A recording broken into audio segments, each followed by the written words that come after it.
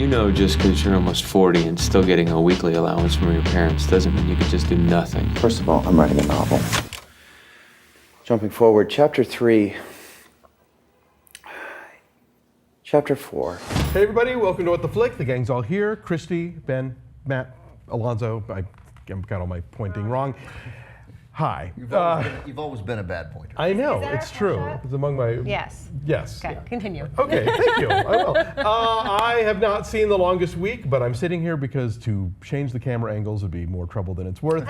These folks are going to tell you about it. We're Christy? pulling back the curtain today in every way. So The Longest Week, Jason Bateman stars as the son of this French hotelier, guy who owns hotels who's French. And his parents get divorced, and so he's cut off from his sizable fortune and must meander about Manhattan.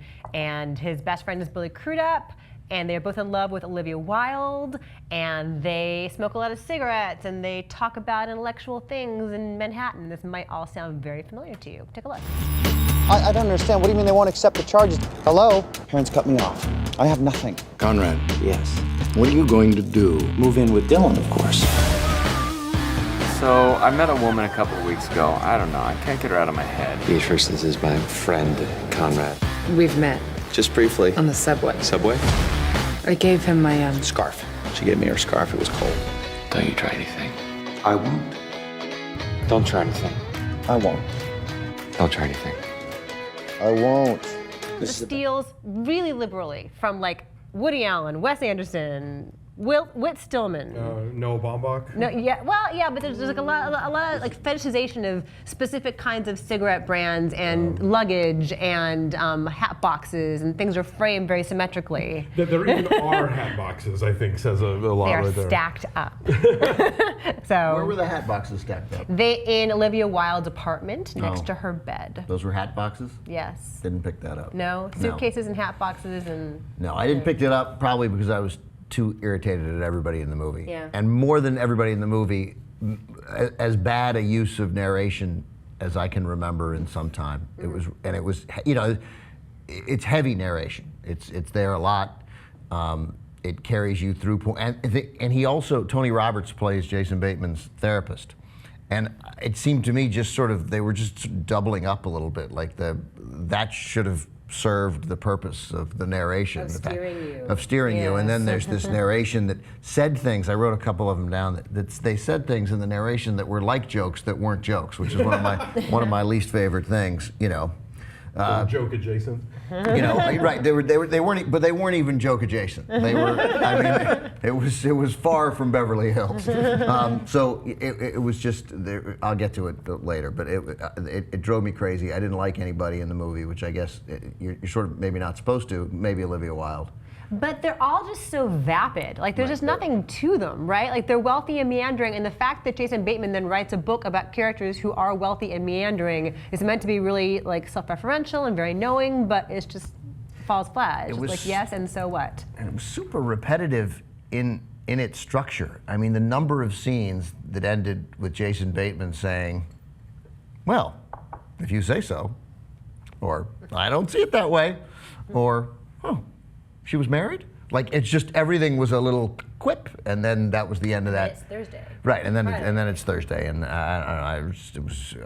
was right. I mean, they were like if you're going to be vapid, then you best be funny in a movie. Like I can handle vapid The people. Longest Week, you know. It did kind of feel like It's not that long. Go, It's like yeah. 84 minutes. You know, I didn't mind this movie so much. I found that I thought that the cast did a decent job, and I kind of watched. I enjoyed watching them do this. This movie's stretched thin.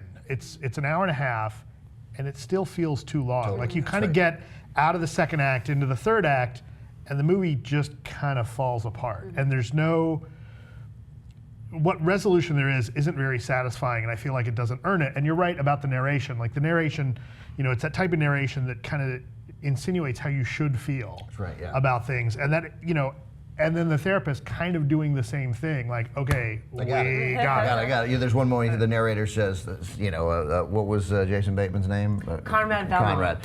Conrad was, you know, humiliated by this, and then it says, Dylan, who was Billy Crudup, you know, on the other hand, merely felt a sense of satisfaction. And you're like, that's not what. Well, A, I can see that. B, that's not a joke. Don't stop saying it like that. I felt like this is almost. It's close to being kind of a fun comedy of manners, right?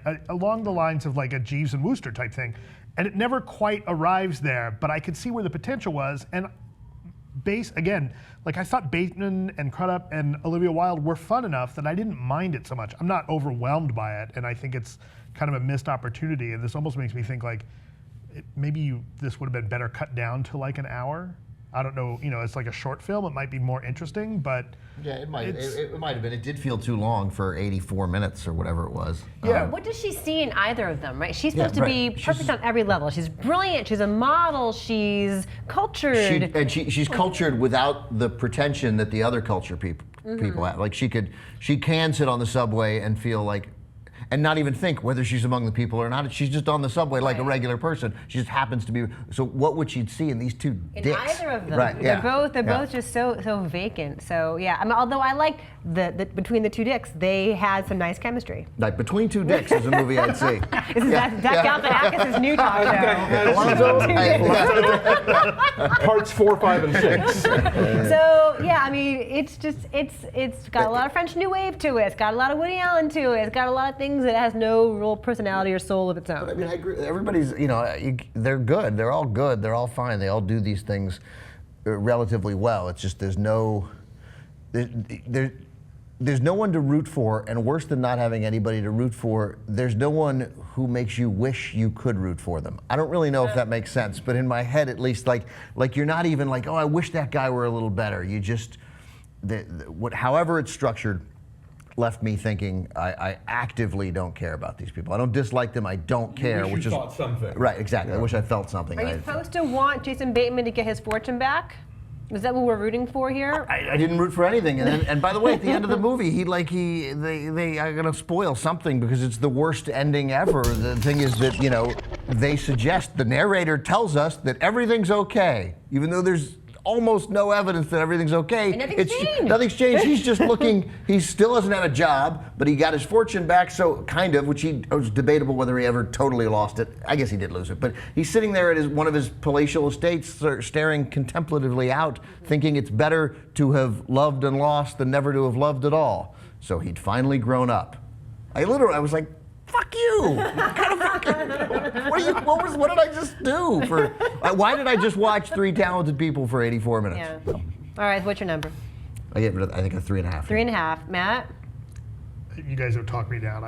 5. Whoa. I don't want to have to do 5. math now. Okay. Please help me with math. Okay, so I'm giving it a 4. Matt's now giving it a 5. 4.2. The 3.1. Oh, they're not, because I was thinking there were 4 of us. No, 3.1. Okay, so it's at 29%. 29% on the tomato meter. Yeah. No, wait, there are 3 of us. I think I'm right. Oh, wait. Yes. You're 4 right. plus 5 You're right. It's is 4.2. Now I feel good about this movie. Goal make-a-wish. Yes. All right. So, but it was in like the 22% range for a while, was it Yeah, not? it's gone up a little bit. Yeah. But it's still gonna be rotten. People like me taking mercy on it. Oh, so kind of you. Bye. See ya.